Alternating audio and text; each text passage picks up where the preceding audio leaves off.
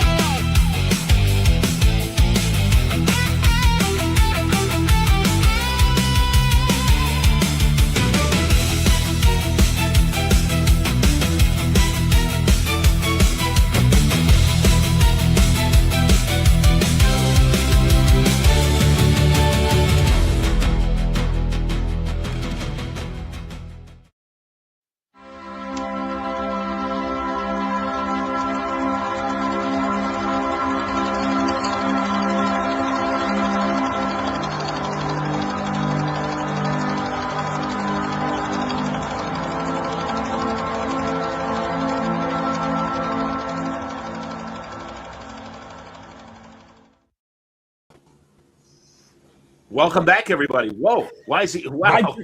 I don't know. It looks like you're a nuclear winter, which is perfect for this episode. Well, we're going to go with it. In glorious black and white, absolutely, man. Welcome back to horrifying white and white. I don't know. I tried to turn on I was just messing around with some settings here, and I frankly can't figure out how to change it. So we're going to go with this. I like it. I got no problem with it. I think it's stark like this movie. How you doing, everybody? Absolutely. Time for a scene missing. It's been a while since I've had the scene missing crew with me, but we'll see if Jeff Parker joins us or not. But for now, it is the oversaturated Gabriel Hardman and Ian Brill, ladies and gentlemen. Oh, so there we go. The saturated fats, Ian Brill. That's my problem.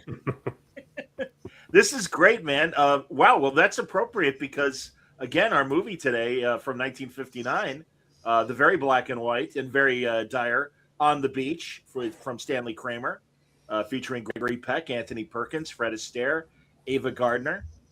Great cast and pretty cool. Here comes Jeff Parker, ladies and gentlemen. Oh, good. Joining us. There we go. How are you, man? We just got started. Good timing. Yeah. So you got, all right, he's gonna go to the bathroom. He's gonna pee. Hold on. He's gonna go turn off he's got the race in the back. Racing audio. Not to spoil things, but we learned that apparently racing is a huge deal when humanity is about to end. They just throw a bunch of races. Yeah, it's something to do. At least maybe you'll die in a more exciting way. If you die in one of those races. But anyways, is Stanley Kramer, our director. Here, I got a little picture of Mr. Kramer. Boom. Young in his young days. Norm Van Leer, one of my sports broadcasting compatriots and former Chicago Bulls star of the 70s and early 80s. Was a neighbor of Stanley Kramer, and he was very proud of that. And he used to tell me all the time when they'd get mail, they'd run into each other and they'd have conversations and stuff. So, is this the first of the Stanley Kramer message movies? No, well, the Defiant ones. Defiant ones before this. That's probably the first one that he directed. I mean, he was a producer originally. Like he had. Been knocking around Hollywood. He set up an independent production company at that time in the late 40s when that started to become a thing after the Paramount, breaking up the movie theaters and all that. And so so you could distribute things independently. The studios didn't just own all the movie theaters anymore. And then ended up producing a lot of movies, like High Noon and The Men, the first Marlon Brando movie, the K Mutiny, which was a big hit, he and then when but he really wanted to direct movies, and he ended up setting up a thing And I mean, I think he directed a couple movies before the Defiant ones, but I think that's like the one where he kind of broke through as a director. Okay.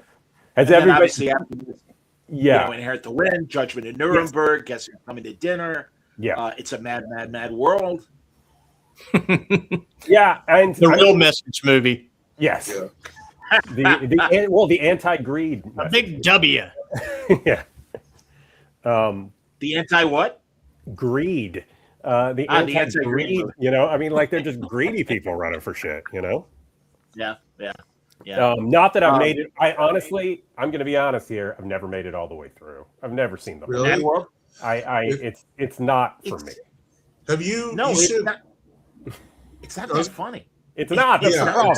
That's the big not be able to get through it problem with 3 hours. The whole thing is it doesn't have a great batting average, but the idea, I guess, is it'll do so much that it's as funny as a 90-minute movie. Problem is it's 3 hours. Right. And so you're dealing with that. Yeah, you can cut it down to a tight 88 minutes. Yeah. You know, all Phil Silvers. You know, and I love. Is it Dick Shawn who's in that movie? Who's dancing? Shawn's amazing in that movie. Absolutely. Doing the slow twist. Absolutely, man. Yeah, right. So they've back when the Cinerama Dome was open, they do showings of It's a Mad, Mad, Mad World there, which is where it premiered. And I think they might still do like 70mm shows, and that is like how it's meant to be seen. And I'm glad I have seen it that way, but it's still, it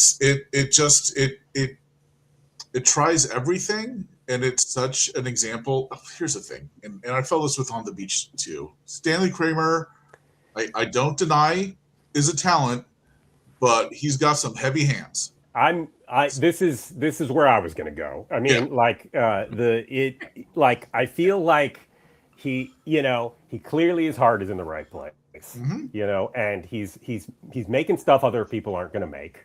All these things are positive. I just think that him as a director, he's not Fred Zinnemann, who directed several of the earlier movies that he produced. He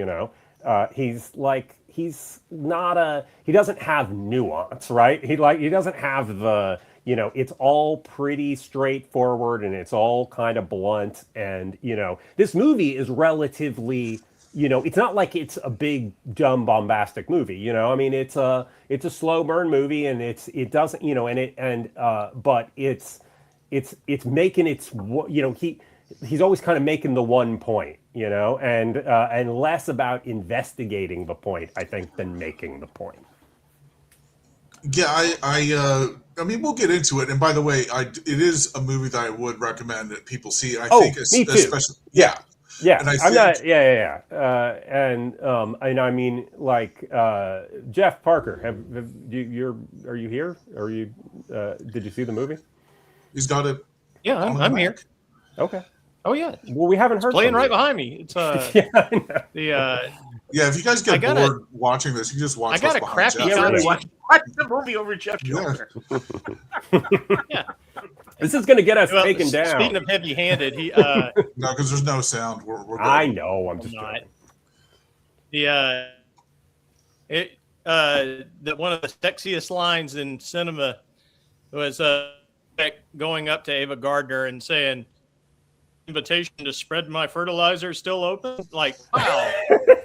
Hey, come on, man. It's like, man. Well, that's a particular fetish, most certainly. But well, for people who haven't seen it, and we all recommend that you do, World War III has happened. Yeah. And the Cold War has erupted in the worst possible way. The Soviets and the Americans have deployed their missiles and basically have destroyed most of the world. And the radiation clouds are slowly encompassing the Earth. And right now, one of the safe places that hasn't been hit is Australia. And Gregory Peck, of course, our lead, he's a commander of a submarine that found itself in Australia. So it's kind of hiding. Everybody else, well, and Anthony Perkins is one of his. Well, actually, he's not. He's an Australian. Yes, this was a very confusing aspect of the movie where I'm like, okay, why is Anthony Perkins an American in the Australian Navy? And it turns out it's because he was supposed to be playing an Australian, and there was literally no way to tell that from his accent his accent. Although he's a great actor, though, as opposed to the woman who played his wife, who is not so much. So that at least it helped him out. I love Anthony Perkins, but my God, that was not an Australian accent. Yeah, him and Ava Gardner are both supposed to be Australian, or at least not American. Which is wild. Yeah, I mean, I also assumed Ava Gardner was just visiting or something. Yeah, it's a little puzzling. And we should say, like, this film was shot in Australia. Yeah, and it does have actual Australians in it, but not in the lead. Yeah. I don't know that they had anybody who could, maybe I don't even think you had a Rod Taylor or whoever yet. Peter Finch from Network, I think was Australian. Yeah. That's true. They could have gotten Peter Finch, but Dame Judith Anderson could have played the Ava Gardner part. No, she couldn't. I'm here to console you. Yeah. Jesus Christ. I think Ava's Right fine. Jude. Judith. No, I like. Yeah. Good She's actually a really good yeah. part of the movie, though. Absolutely. I'm just saying her accent. It was just the whole idea of that they're supposed to be Australian, but we're not communicating this idea at all. That's weird. I think I really like her though, and I think that she's a good part of this movie. I think that it's important. Carrie Fisher's British accent in Star Wars is a little bit more prevalent than Anthony Perkins. I noticed like one line where it was Perkins trying to do an Australian thing, kinda. So, but yeah, no, I did too. Yeah. We should say, just to be positive. Oh no, go ahead, Sean. All I was going to say is what fascinates me about the movie is it is a slow burn, but despite the fact that this terrible thing has happened, there is this kind of life goes on, certainly as the film begins, and even the score is kind of overly bright. The entire score is Waltzing Matilda. It's just reorchestrations of Waltzing Matilda, not in a bad way. I mean, it's the theme, and they rework it, and it gets more and more spare as it goes along. Because you're saying that life goes on at the beginning of this movie, but you know what when life doesn't go on at the end of this movie. So it gets darker and darker. We'll talk about this later, though. We gotta save that. I should have brought up the end. Too late. I revealed that Rosebud was the sled, but all right. Yeah, well, it's okay. Is everybody seeing this movie relatively recently, or John? Yeah, it's the first time for me. Yeah, I watched it again. I'm sorry. I meant the first time you saw it. First time for me. Decades ago. Yeah, because that's I've seen it also classified as a science fiction movie. Which I suppose that never occurred to me. It is. Yeah, me too. Yeah. And because again, it's this worst case scenario of a apocalyptic war. I could tell you, I was talking to Mark Wade earlier this week, and I mentioned we were doing the movie, and he's like, "Oh, I love post apocalyptic movies and stuff," and he goes, "I love On the Beach," and that's why it's like it's so grounded. It supposedly it was made in '59. Yeah. It supposedly takes place in 1964. Right. So, 5 years from now, essentially. And it's, but it is, I find it interesting. It's certainly not I'm a big Inherent the Wind guy. I'll admit, Guess Who's Coming to Dinner is a film that I love. I mean, Judgment at Nuremberg, of course, what a powerful movie. But this is an interesting movie because of it's, unfortunately, we all know where we're heading with this movie. There is no hope. Yeah. But also, my God, the performances and the guy. It's so funny that you were watching the race car scene, Jeff, because I do love Fred Astaire in this movie. I mean, he is so you never realized how versatile Fred Astaire is, because how many times did he really have an opportunity to stretch in something like this? Yeah, and not a lot. I think he's really good at it. He's good in this. Yeah. One of the most effective things about this film, almost kind of like on a meta level, is this is both Ava Gardner and Fred Astaire are much older than than how we usually think of them. We usually think of their films in the 30s. And there's something about seeing them older, and there's something especially about seeing Fred Astaire, who's great. And actually, speaking of accent, does a pretty good, British accent for his character.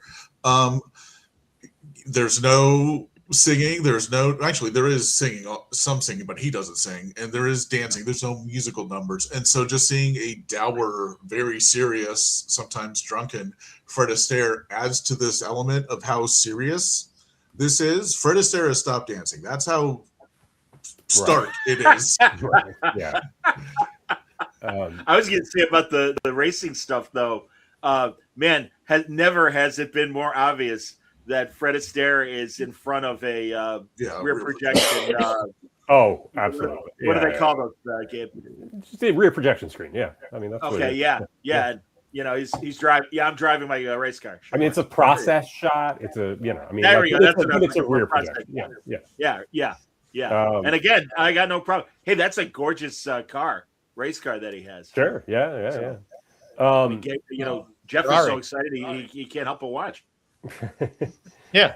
So my first time seeing this, though, I really do remember it because I saw it in New York when I was like 17 at the Lincoln Center, at the Walter Reed Theater in Lincoln Center. So like big theater, never seen the movie before, didn't really know anything about it. Found it to be very powerful in a lot of ways, seeing it in the theater like that, seeing it cold and maybe I found it a little less so watching it this time. That's the only time I'd seen it, and I'm revisiting this. But then I'm not seeing it on a giant screen on film. I'm watching it on Tubi with ads. So that may have impacted it a little bit. But it's better than this DVD I was using. Oh yeah. It seems like there's not a great version of it out there. Although there was that video that you shared, John, there was a kind of facts about the movie kind of video, and that one, like they seem to have a better quality print that they were pulling that stuff from. So I don't know. Maybe if you actually pay money and rent it or something, you can. Is Jeff? Is there any other bonus stuff on it beyond the movie itself on the DVD? Is Parker frozen? Parker might be frozen. I think the movie's not moving. We'll just wait for him to answer, though. There's also I found today one of those, and I remember these when they were in the theaters, when they would have not only a trailer but also behind the scenes stuff attached to the trailer. Yeah. So it's like almost a 5-minute little featurette that also showed the movie being premiered in various cities, and really it was in a bunch of different cities around the world, and really like heads of state going to see the movie. So I think there really was this kind of public service kind of message that Kramer and his juice got a lot of other people, because I know the King of Sweden, they show him coming into the theater in Stockholm and other capitals of the world. Yeah, well, because they premiered it simultaneously all around the world. Like they had premieres all around the world to make in Moscow and in Japan and stuff. In Japan, Yeah. So, Jeff, I can hear myself echo. Am I echoing? No. Okay, good. We're not hearing it. Okay, Jeff. Now that I said it, I don't hear it either. Sorry. Might be frozen again because I don't see the movie moving. Jeff, are you live or are you moving? Or are you frozen? Jeff is frozen again. I love it. Oh well.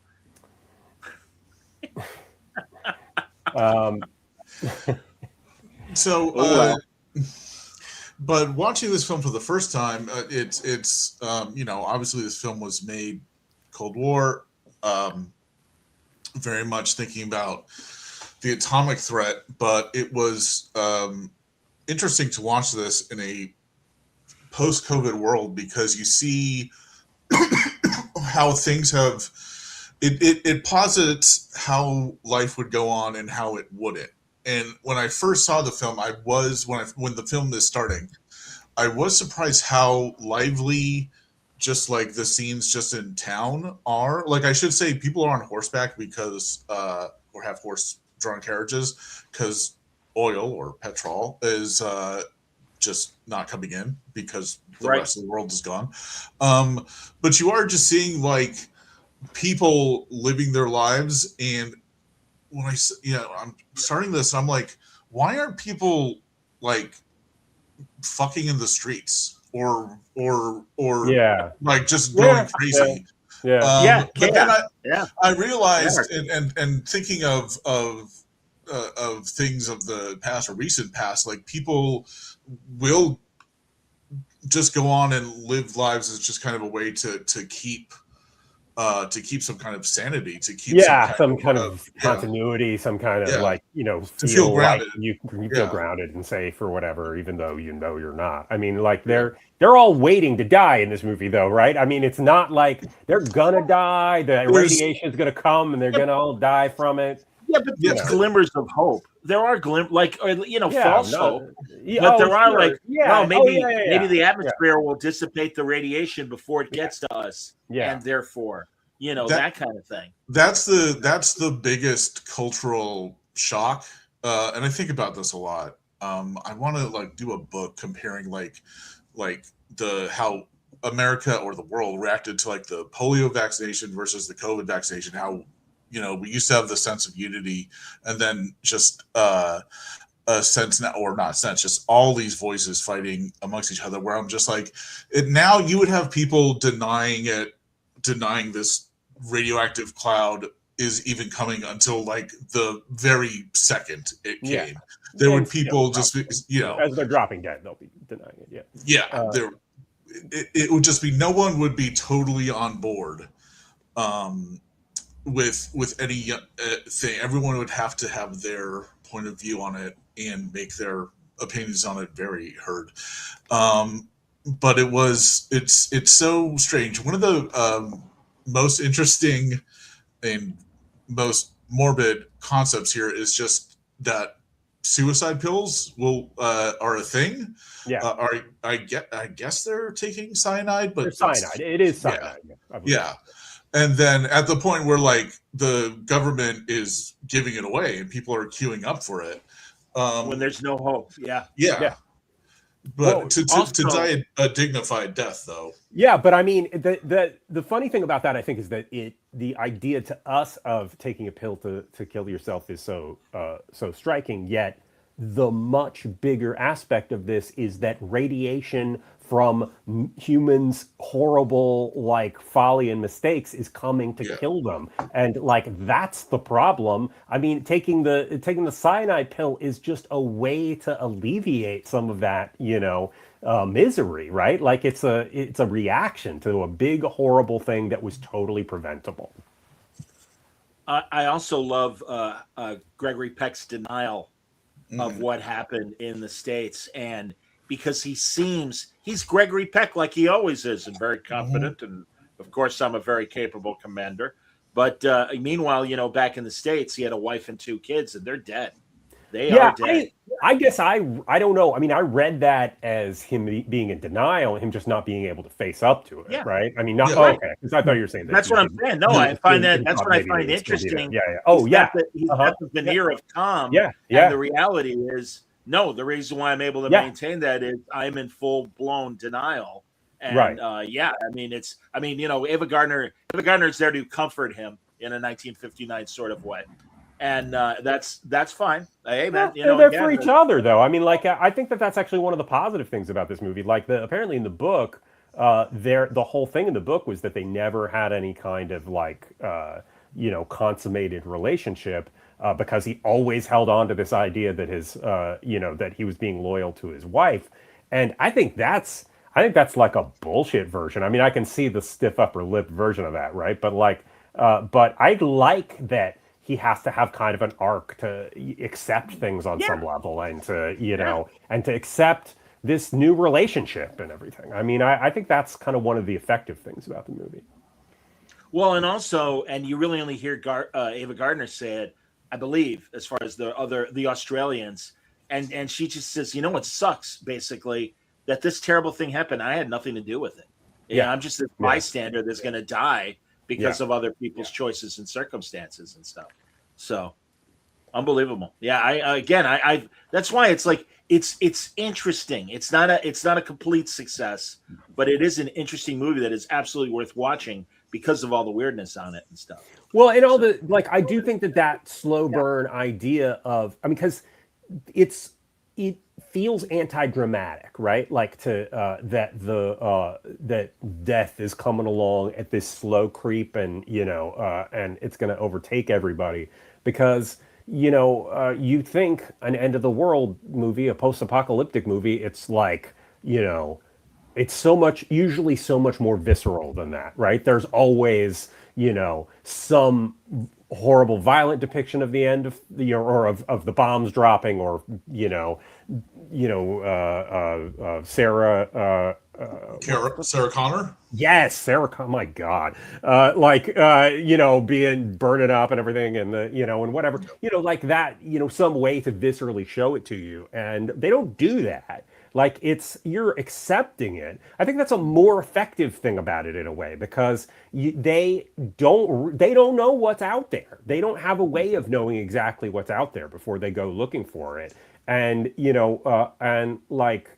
know horrible things happened. They know they can't communicate with anybody, and probably everybody's dead. But they don't see it for themselves until a certain point in this. And so I think that not omnisciently showing us this stuff is really smart. And I watched the first 5 minutes of this remake of it that's also on Tubi, starring Armand Assante, and from 2000 or something, directed by Russell Mulcahy of Duran Video fame, and Highlander, and Highlander, yeah, exactly. If you want to guarantee that you express that he's not a good director, but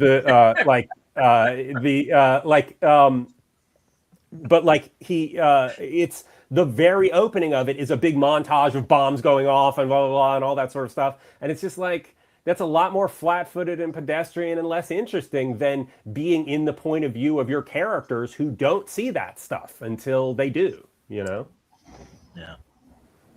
No, I think it's amazing. All right. Again, I think Parker has frozen. Have I? No, okay, I see. All right, I see them moving. It's because if I talk, it just overloads everything, and I'm out. Uh-oh. All right, no worries. For whatever reason, maybe someone else in the house stopped using whatever they were doing, and I seem to have plenty of Wi-Fi. You can talk now, though. You don't have to be a silent witness anymore. Yes, please. Jeff, I'm like that guy in the lifeboat who's just talking to Gregory Peck through the periscope. Yeah. Oh, yeah. I do like that scene a lot. That's such a weird scene. Absolutely, it's a great scene, though. I mean, especially since there's a kind of, I mean, I guess you don't think this if you're not thinking about in terms of making movies, but to me it was like a fake out where I thought there was just a little periscope under there with some whatever, right? I didn't think an entire submarine was really under there, I just assumed it was like a little prop thing that he was looking at. But then at the end of the scene, the whole fucking thing rises up and that sails was really away. nice. It was awesome. I mean, that was really cool. Yeah, they got a sub from the United States did not want to. Yeah, it just seems like a very bad idea to stage this in the boat right next to that sub, and that nobody would actually do it, But it was cool. I think it was really effective. There were a couple of things in this that were effective that way. Just real quick, in the opening, the opening shot, which is a oneer that goes on and throughout this set of the submarine, and way more kind of visually aggressive and interesting than other Stanley Kramer movies.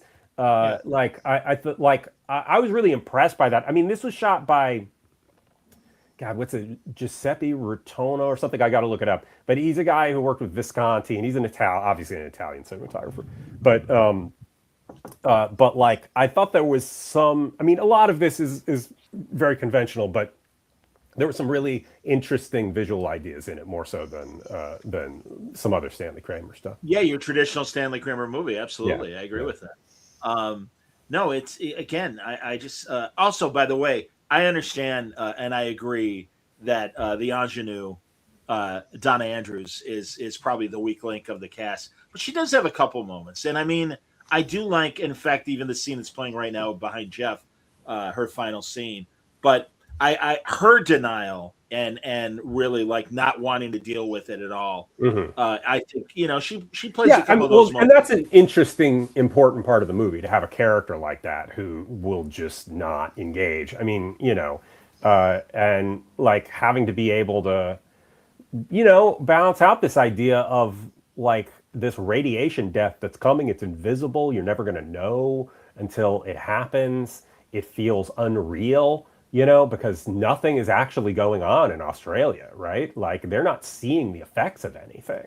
So like they're in this nebulous area where like, there's clearly something going on because it's going on in the rest of the world and they have some evidence of that, but it's not going on right around them. So being able to, and a lot of this is about him trying to convince her to take the cyanide pill if he's away and things get too bad. And it's, and not being able to confront that is a really that's an understandable thing. And also the other layer of her being them having a kid, a baby, yes, and everything, and also the choice of not only take care of yourself but also kill the kid. Right. I mean that's pretty strong stuff for 1959, man. It's it's definitely strong stuff. It's strong stuff for any time. That's rough. That's why they picked Perkins to deliver that line. Yeah. Who seems more likely to tell you to kill yourself? Anthony Perkins. Sure. Yeah. You do also David Gardner. What were you gonna say, Ian? I'm sorry. I was going to say, speaking of Perkins, so this is a year before Psycho, and you can see in this, before Psycho, the studios were really pushing Anthony Perkins as like the new James Dean, an alive James Dean, which is a far bigger improvement over the last one. And you sort of see that here, and you sort of see that kind of go away and become what we see Anthony Perkins would become, a much better version, in my opinion. But of that, he starts the film when he's just getting everything ready for the baby and the tea ready with this kind of really like confidence and arrogance, which seems which is surprising, but it's pretty it's pretty captivating. What he does. Yeah, but he's also there's also a little moment there where it's clear that he very much understands the weight of everything, and that this is a little bit a front for to keep everything seeming normal. Yeah, I didn't get James Dean. I did get again like pretty boy of the moment. Well, the studios were thinking he could be the next James Dean. Maybe I don't think he ever could have. I mean, I think he's little. I mean, like. He's a little too kind of gay, right? Compared to the level of gay that James Dean was, which was like, at least less overt, No, he's the next Sal Mineo. Yeah, or he's not that either. Like he has a very specific, like, gay-ish persona in these movies. That is what that's interesting because honestly, I mean, I am almost guilty of even looking for in his kissing scenes to see any sign of that. Yeah, all it read to me was that he's an attractive young man, and they're putting him in these scenes, and it's the romance scenes. And immediately, I think of the movies he made. Did he make one? Did he make a romance with Jane Fonda in the early 60s? Yeah, I believe so. I can't remember that. Yeah, I mean that's the thing. It just to me was kind of. Robert Wagner would have been in this role. I mean, I could think of a million other guys of his era that would have likely, done the role as well. Right. So yeah, I just want to make it clear that I'm not saying that he can't play the role of a straight guy. I'm saying there is a kind of, that he doesn't have a kind of swagger or something that James Right. Dean No, had I agree with that. make that, that would sell that idea. James Dean was almost as gay as Anthony Perkins. I mean, like, it's not a, like, this is just like these are just things that are real, right? Like, it's just, he had that dangerous look. I mean, that's the thing, he had a kind of a little bit of a, I don't know, like a swaggery mystery instead of a kind of nervous energy that, the kind of, what the energy that Tony Perkins brings to stuff just isn't that same kind of thing. Like, he feels more like there's just this kind of jittery edge to him all the time. Yeah, he's incredibly idiosyncratic. I think I love that about it. Me too. Is the fact that he, unlike James Dean, who you could say was much better at let's say assimilating into traditional male roles. Yeah. He stands apart from it in a way that I think is really interesting, and that he's bringing just different shades of color, even in black and white movies like this. And well, I mean, and clearly that's what Hitchcock saw in him, right? Yeah. Like this kind of the vulnerability and that edge to him, and like that, and I mean, I think him playing Norman Bates in Psycho is like one of the greatest performances ever. I think it's one of the me too. I think it might be the greatest male performance in film. It might be. Like, there are so many things I love about that. I could watch it a million times and still find new things. Like, I could watch the scene where they're in the back talking, where before he kills Janet Leigh, and like they're in the back of the office and they have the sandwich or whatever. Like, I could watch that 1,000 times, and there's so many great things about that scene. Like, it's amazing. The tonal shifts, the way that he can ride this line of being sort of like convivial and sympathetic, and then turning on her, and like, it's just beautifully executed on his part. It's interesting because going back to this movie, Perkins is the modern actor here, and Peck is very much the leading man, classic, and you get that one bit when he's trying to talk about his family to Ava Gardner. He's trying to be a modern actor there, and he kind of can't do it. He's struggling, but it looks like he's just struggling with, like, what do they do? He's struggling with craft. Scout, that's Boo. Yeah. Where's Boo Radley? Did he come help you? That sort of thing. I mean, it's fine. He's a movie star, like he was a movie star from that era. He's not a nuanced, like, actor of, that was very much the thing by the 50s,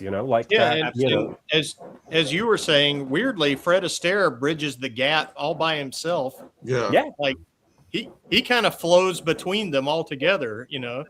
It is weird how he gives what feels a little like a more modern performance, even though he's barely given the chance to do something like this before. I thought that was pretty interesting. Man, mentioning Robert Wagner and Fred Astaire, I immediately go to It Takes a Thief, and he did like 3 or 4 episodes of the final season as Alexander Monday's father, who also was a thief. And there are literally scenes of Fred Astaire doing a fist fight with a bad guy, and it's so fantastic. And funny. He pulls it off, and also he's cat burglaring, so he's jumping on the roof and he's making his moves, and that's his whole thing.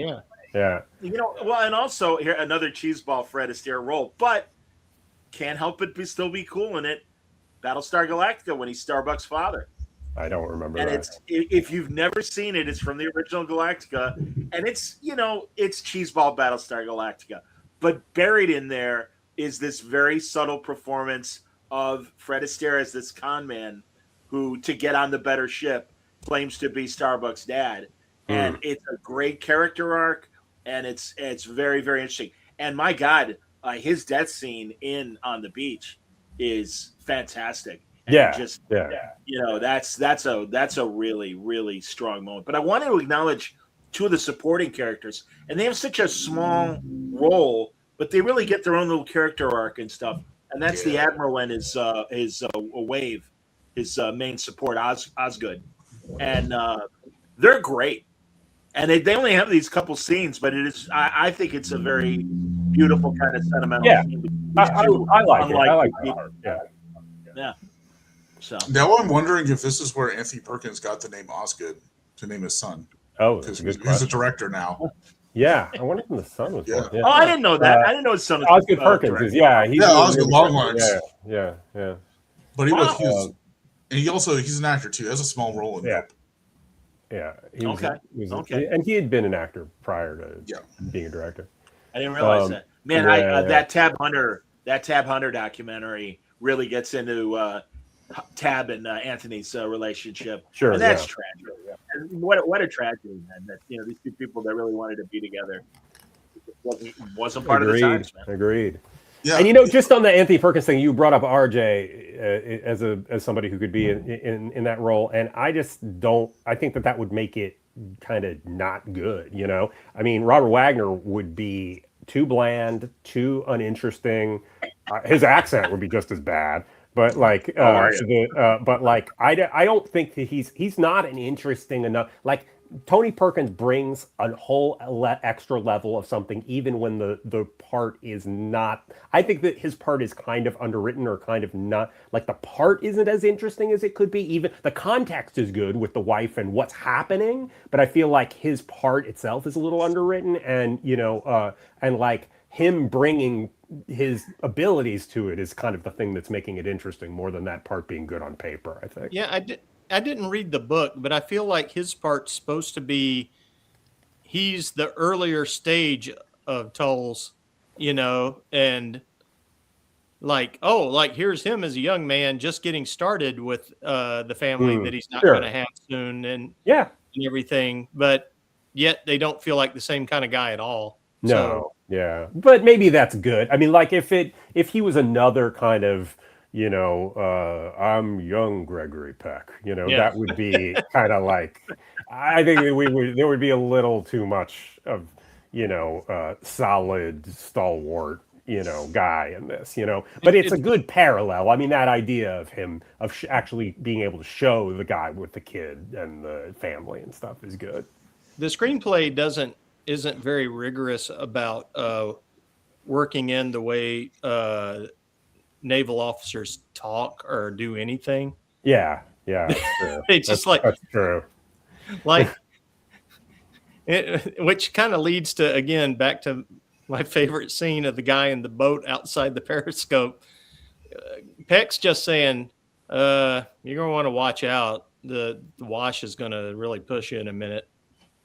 And then the thing comes up. It is. There isn't a lot of jargon or the stuff that signifies they're actually in the military. This Ava Gardner too. She's great in this. I really think she is good. And Astaire are really obviously the two real breakout performances in it. That said, though, this is really interesting because this really is like mid-career Ava Gardner, where she's not the bombshell engineer that she was. She's got some moments in this where they try to play up that she's still a hot girl and stuff. But, 5 years later, 7 Days in May, she has turned the corner because of her lifestyle. And she's just getting harder looking. And that's she was a hard drinker. Yeah. Oh, absolutely. Massively so. There's great documentaries about her and stuff. And it works for this character, I think, because she is kind of, I don't know if she is hired by the government to be this, kind of distraction for, Gregory Peck's character, or just a friend of a friend that, hey, this guy lost his wife, he could use some companionship, that kind of thing. I don't know, but it works. Yeah, I didn't think about it that way, but I think that this could be way worse if it was like, a 19-year-old Grace Kelly or something who was, who was playing that character, right? That would be kind of terrible, right? The fact that I agree. They can kind of like feel like they are contemporaries-ish and they, and all that is kind of like a lot of the power in, the relationship between them. No question. That's because a lot of the power is not coming from Gregory Peck, who can't emote, I guess so, I'm more it's just I his guess thing, I'm more used to seeing. I guess I'm more used to seeing Ava Gardner in the film noir days. Yeah. Or oh yeah. like She's I not. said, Yeah. 7 Days in May and beyond, Yeah. when she definitely was an older lady at that point and wasn't, and even in 7 Days in May, I thought they you were kinda saying try to make her right. I thought you were more saying like she was playing different kinds of roles. Like I think that she was. Well, I think she was playing different kinds of roles than than in her earlier career and later in her career. Like I mean, this is not she's not any kind of a fatale. She's not any kind of a like there's an edge to her and she and stuff. But she's playing like I don't know. Maybe it's just because of thinking of, like I read those Frank Sinatra biographies and and thinking of the actual Ava Gardner. I mean, this is and there's that whole thing, like this apparently famous thing in Australia where she said that that Melbourne was the perfect place to shoot a movie about the apocalypse. And like that was not true. Like apparently, like she never actually said this, and a reporter made this line up. And then, and then like she's known for talking shit about Australia forever because some guy just made it up. Hey, print the legend. Yeah, or just make up the legend. You don't even need a legend. But now that we're talking about it, I also see kind of a synergy between this and people like Marlene Dietrich and Judy Garland in Nuremberg, where they are playing ordinary people rather than what they normally played. And I think that is really interesting. And you got to give it to Kramer for, I guess, working with the actor and getting that kind of performance in it. Oh, yeah, I agree. Or at least the actor bringing it and him getting out of the way. I mean, whichever it is. Yeah. So. But speaking about the part with the guy at the boat, speaking to the through the periscope, so that scene's about the middle of the film is Gregory Peck has a submarine mission and Perkins' character and Fred Astaire's character is part of it. Fred Astaire's character is a scientist and they're going to go and study the radioactive mist that's coming and seeing how bad it is. Turns out very bad. And the part that I think is some of the best and some of the worst parts of the film is they go up to San Francisco, and it is so one of the ways in this film is much more understated is that you don't see like bombed out buildings, you don't see smoldering craters. You go to San Francisco and like the Golden Gate Bridge is there's just nothing on it. There's no cars or people. It was supposed to be cobalt bombs. It was supposed to just like the whole idea of the enemy irradiates you, and then 50 years later they come take over your land because. That was like the neutron bomb. Yeah, exactly. That was a neutron bomb. Neutron bomb was, I guess, the realization of it. Okay. Really. Well, efficiency and progress is ours once more now that we have the neutron bomb. Sorry, that's Ted Kennedy's. But that's like, go on. No, go ahead. I was going to just say that the way we see San Francisco, Melbourne slowly gets to that point till the end of the movie when, again, we start with no cars and we've got horses, but there's still activity. And then as the movie goes on, there's less activity. And then finally, when everyone's going to the hospitals for their suicide pills, it's really dire. And then, that ironic, sad, final moment that we get here. But I'm going to talk about that, though. Oh, and I want to just to I think I know where you're going, Gabe. So just to hang up this phone, the reason why I say the San Francisco parts are the best and worst, the visuals are amazing of an empty San Francisco, but for some reason Kramer puts these very just loud like music cues where I think going MOS would be so much more effective given how empty everything is. He does it. He does it again in San Diego when you get to the big visual of the telegraph we were getting was just a Coke bottle on a window shade tapping on the thing. which he then kind of really undercuts by then having the guy explain to everybody that's what it was, instead of trusting us to just see it. I thought that was frustrating. That's what you see in the ending too, Gabe? It is. Well, I mean, I think that he's not able. He does. I don't think that he's a nuanced filmmaker. I guess I said this at the beginning. He doesn't have he doesn't find the interesting angle on something, or the whatever, not camera angle, but just story angle or presentational angle or whatever. He just says it and then possibly says it again and again. And so but what I was going to say about the ending, it ends with that banner. Bring it up there again. Show it. Coming up. And there's still time, brother. And it's saying it to the audience. Yeah, it's super heavy-handed, but it's also if you haven't gotten that point 2 hours and 15 minutes into this movie, then you failed at the movie, right? If you can't, that was what you were saying for the last 2 hours and 15 minutes. But even the music accents are I know, it's too much. Also, you can't have an ellipsis with just 2 periods. It looks like a typo. You need 3. Yeah, hey, that's true. You didn't hear about all the copy editors dying? No, that's true.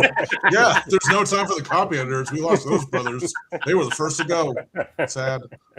Maybe one of those periods of the ellipsis was one of the first things to go. Yeah. My God. Yeah. Don't make fun of that third period. It's it was the tragic. They took the commas first. It was very sad. I always, for whatever reason, I always think Guess Who's Coming to Dinner was his final film. But he went on for another 12 years making movies. He went on, until 1979. No one's ever seen those movies, but he made something called RPM. That's student protest movie. Yeah, like a really creaky looking student protest movie.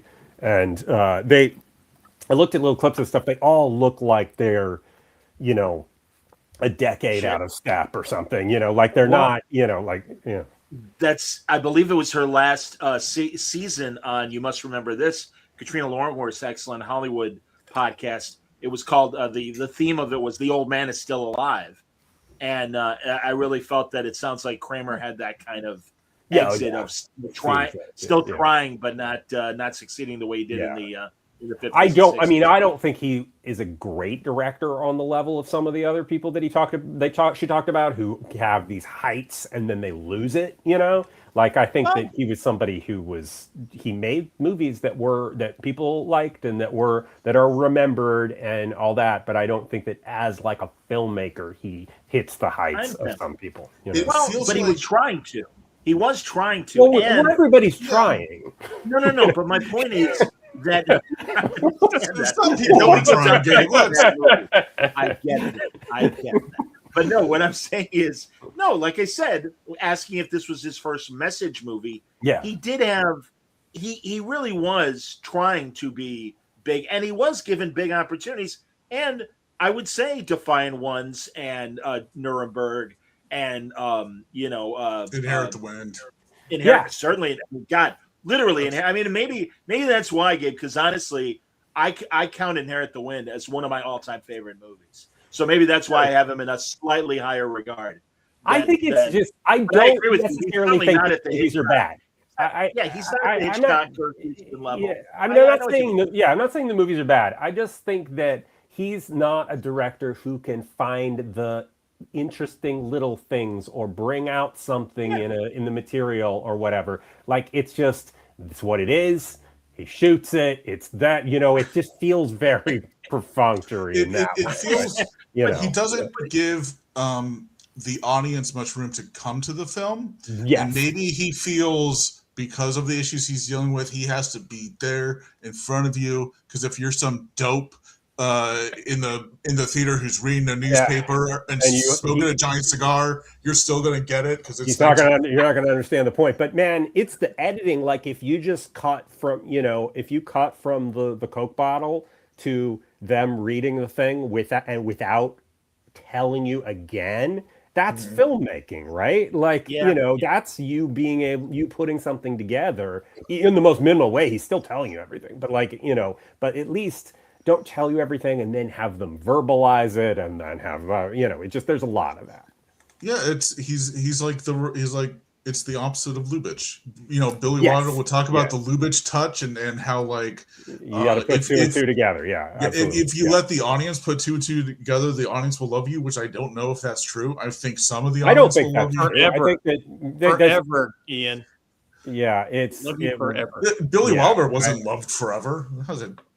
I don't. Yeah, I mean, Yes, I think that I think it's the kind of thing that I think it's the kind of thing that people who are creative people love, right? I mean, I certainly do, but it's the kind of thing that audiences don't recognize. They don't know that it's happening, right? And so, it may be a thing that's more engaging for audiences, but it's kind of hard to tell because it's designed to be a thing that you're not thinking about consciously. Yeah. So if you're not film literate, you're not thinking about how Lubitsch is setting up a joke and paying it off in this other way, blah, blah, blah. You're just going along with it. So yeah, it's weird because now we're in this completely reversal of that with the streaming approach of just keep repeating what's happening because people are doing something else while the movie is It's playing. back to radio with pictures. Did Stanley Kramer take over streaming too? Is Stanley Kramer in charge of Netflix? Because in a way, he's kind of a proto streamer in that way. Ahead of his time. He's the original streamer. Yeah, he's the original 2 screens filmmaker. That's fantastic. Jesus Christ. But that was the rule when they were making TV in the 50s and 60s, because they assumed people would be, in the kitchen or cleaning up around. Yeah. So also, they would have rules like that. Yeah. Also, medium to close-ups, because you can't expect anybody to be tracking anything otherwise or whatever. There were a lot of things like that in TV back then. Despite the perfunctory direction that we get in this movie, it also reminded me. I'm so glad you guys were talking about this because sometimes when we're bullshitting and wondering what other movies we should talk about, Gabe had talked about potentially talking about films that were made right at the cusp of old decade to new decade. And there are moments of this film, it's 1959, that look like what was to come in the 60s, but also still have traditional 50s Hollywood. Yeah. So I think this would be one of those movies. I do think it's kind of a cusp movie because it's talking about things that you wouldn't have talked about earlier, but it's kind of it's a little bit. I mean, I think I'm sounding like I don't like the movie, but I do enjoy the movie, and I think it is kind of an effective movie in a way, in its way. Yeah. But but it is a little bit 2 steps forward, 1 step back. It's a little bit it's doing it, and it does have the courage of its convictions, though, right? It doesn't just have a happy ending. It doesn't slap some real lame obvious things on there. I mean, right. I do respect it for that. Apparently, the guy who wrote it didn't. Did I say this before? San Francisco was supposed to be destroyed, or in the book, San Francisco is destroyed. In the and at the end of it, it's supposed to be Ava Gardner's character taking the pill and them just running the submarine aground, and but.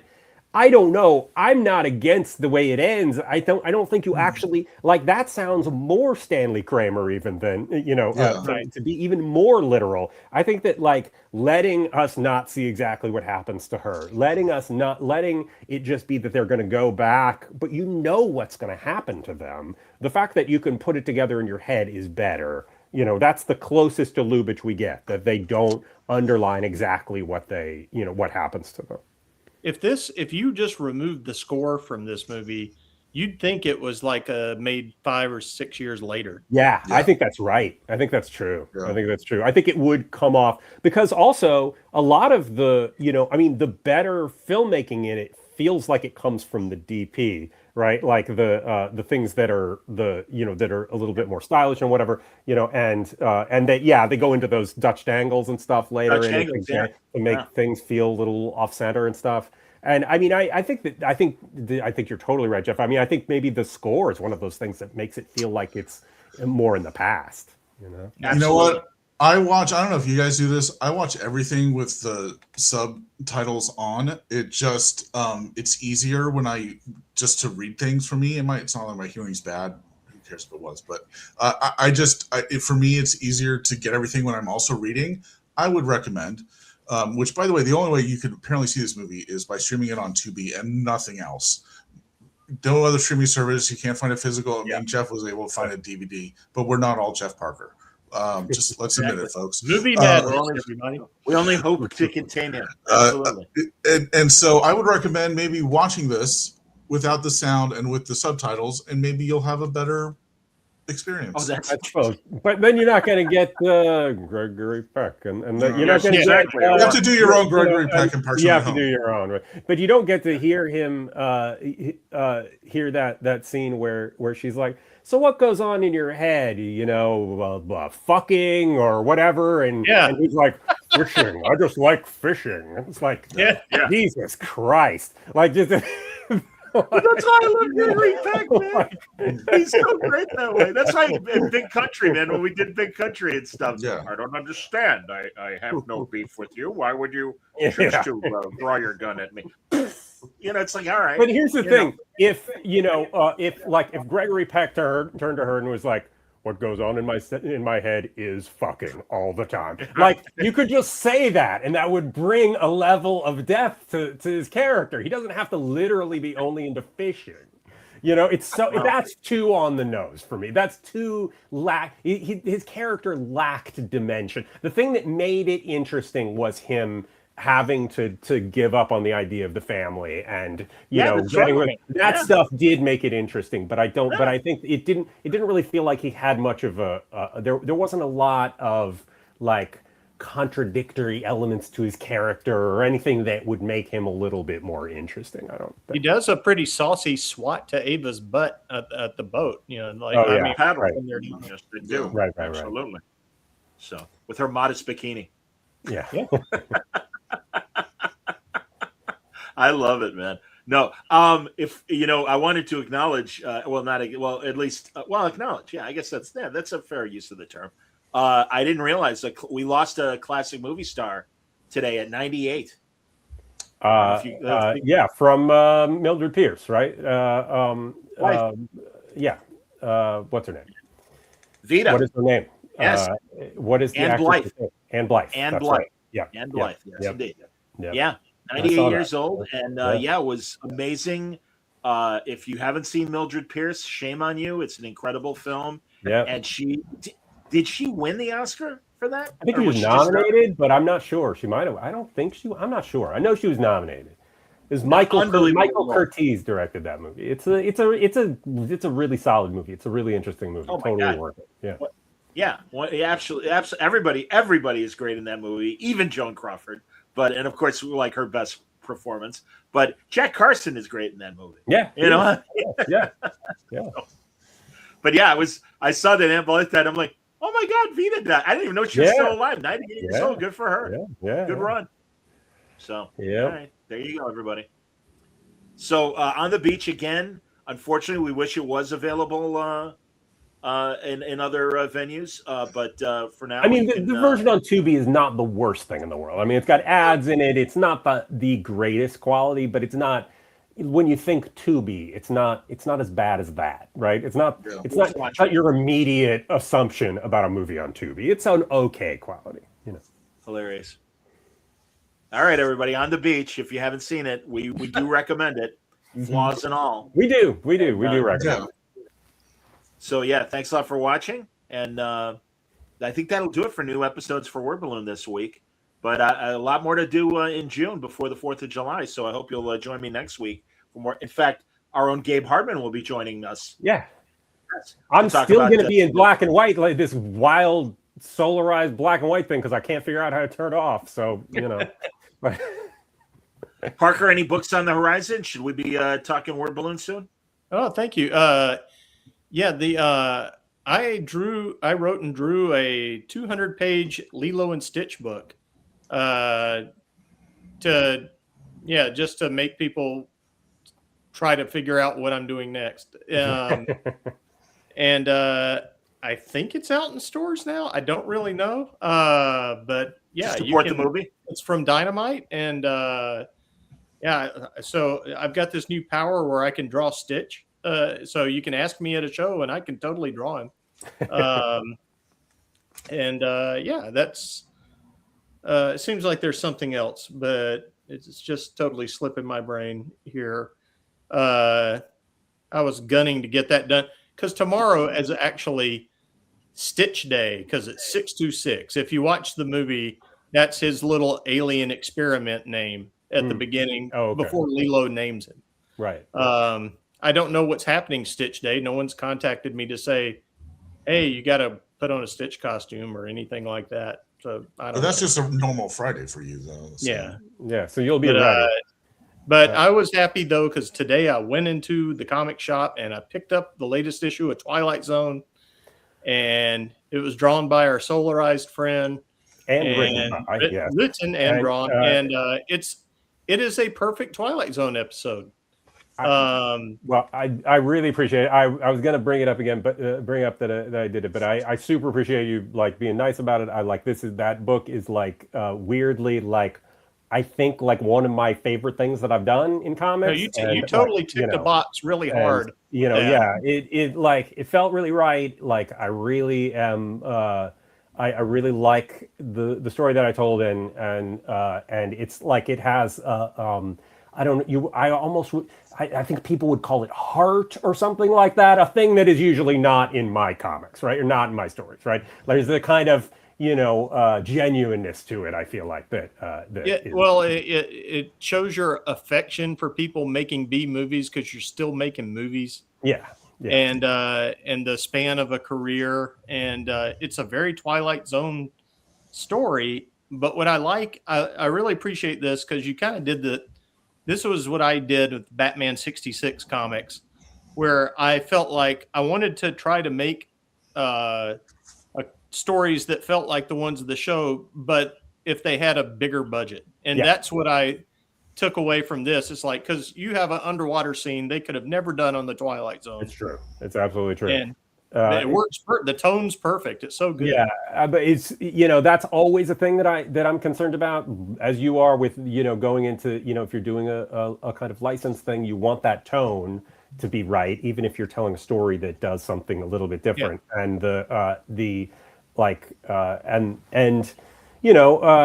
the Twilight Zone is not a thing where you have continuing characters or anything like that. So you are, the tone is the only thing that's defining it. So and also a great dog. There is a prominent dog in the book. So we've come to expect it of you, and you did not fail us.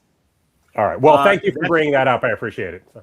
Well, we'll be talking about it with Gabe next week. I don't know if we're doing a Monday or we said Monday. We did not settle on anything, but if you want to say Monday, we can do that. Yeah. All right. Yeah, absolutely.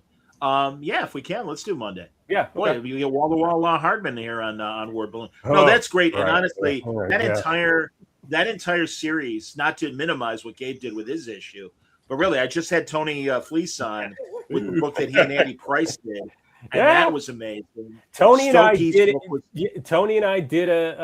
thing went over to IDW and did a little thing where we interview each other for their video web series thing or whatever. And that was a lot of fun. They were like, well, you should go for at least 45 minutes. Some people have gone for an hour and a half, and we're just going. Like, it just never stops. At one point I'm like, should we stop now or whatever? She's like, it's okay. And I'm like, okay, fine. So we just keep going. Send me the link. Easy to go forever. It hasn't come out yet, but I'll send it to you when it does. Okay, when it posts, please do. No, and I'm gonna see the IDW people this weekend at the American Library Association's convention. It's happening here in Chicago, and I'll see some other publishers as well. I'll be, as I always like to say at conventions, I'll be running for mayor when I'm at these things and pressing the flesh. Sure. So, but no, that's great. And I can't. Again, that is great. I knew that there were other things that Gabe and I were going to talk about, but I'm glad that Jeff mentions this IDW Zone book because. Yeah, it's a great series, everybody. If you're not picking up, it is. I agree. I was very encouraged. This is issue 8, and I had looked at the first couple of issues before I started mine, and I was like, well, you know what? This actually is pretty good. And everybody's coming to it and bringing something, and it doesn't feel like a factory churning out something. It feels like individuals coming and telling a story. So that was what inspired me to be a part of it. Yeah, everybody cares. I mean, honestly, yeah. Dan Waters did a great issue. Tom Scioli did a great issue as well. Yeah. Yeah. I mean, I've really enjoyed this series, and I've featured a lot of the issues here on Word Balloon. So, you hadn't heard about mine, but like now Jeff has told you, so it's good. We can talk. All right, then I guess we don't have to do it. All right, never mind. We're gonna do it. Don't worry. All right, everybody. Thank you a lot for watching and listening. As always, stay safe, stay happy, stay healthy. I will end with the title card I made, and then we'll transition to Gabe's excellent visual as well. Hold on one second. Here we go.